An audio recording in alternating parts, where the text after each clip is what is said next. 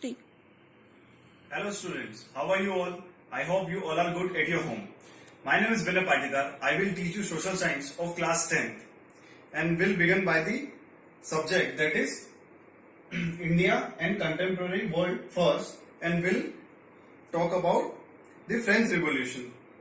So, in first section we will discuss about firstly French Revolution, then Russian Revolution and the rise of Nazism.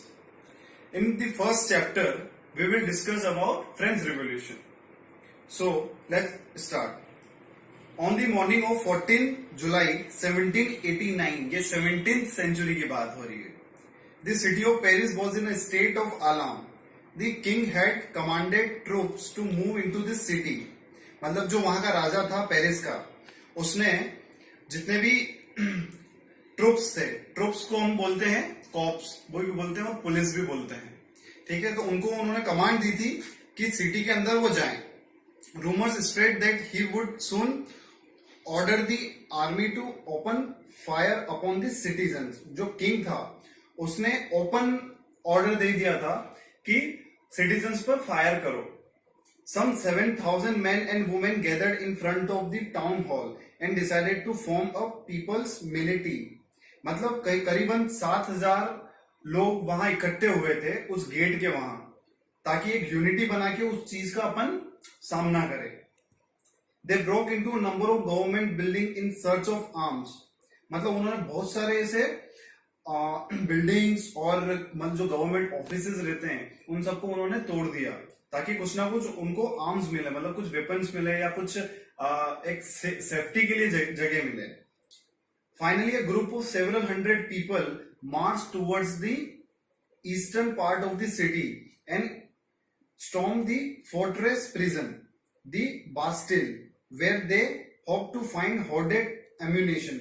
एक बहुत सारे मतलब hundreds of peoples का जो group था, एक ग्रुप किसी एक ईस्टर्न पार्ट की ओर चला गया और एक प्रिजन था बास्टिल के नाम से, उसके अंदर उन्होंने एम्यूनेशन वगैरह ये सब फाइंड आउट करी, क्योंकि उनको लड़ने के लिए चाहिए. जो भी किंग के जो सेना और जितने भी ट्रूप्स थे उनसे फाइट के लिए उन्होंने ये सब ग्रुप फॉर्म करा और eastern part of the city में चले गए और एक प्रिजन को उन्होंने ब्लॉक करा और उसके अंदर से उन्होंने एम्यूनेशन वगैरह सब कुछ निकाली.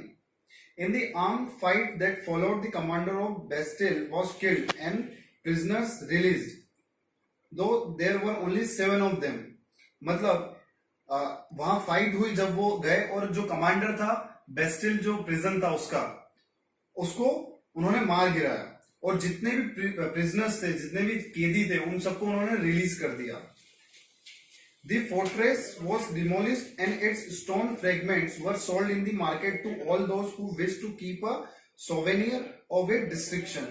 मतलब जितने भी स्टोन फ्रेगमेंट, जितनी भी चीजें थी उन्होंने मार्केट में सेल करी और कुछ ना कुछ अपना एक रोटी कपड़ा मकान एक सेव करा. The days that followed saw more routing both in Paris and the countryside.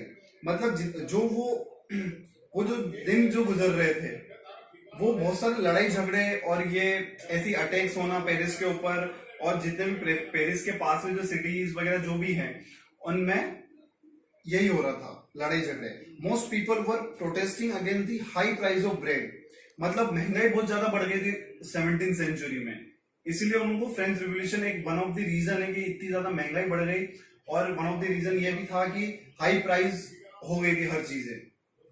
Much later, when historians look back upon this time, they saw it the beginning of a chain of events that ultimately led to the execution of the king in France.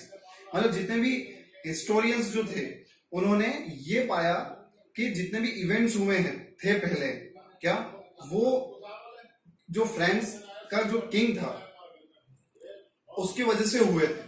Though most people at the time did not anticipate this outcome, how and why did this happen?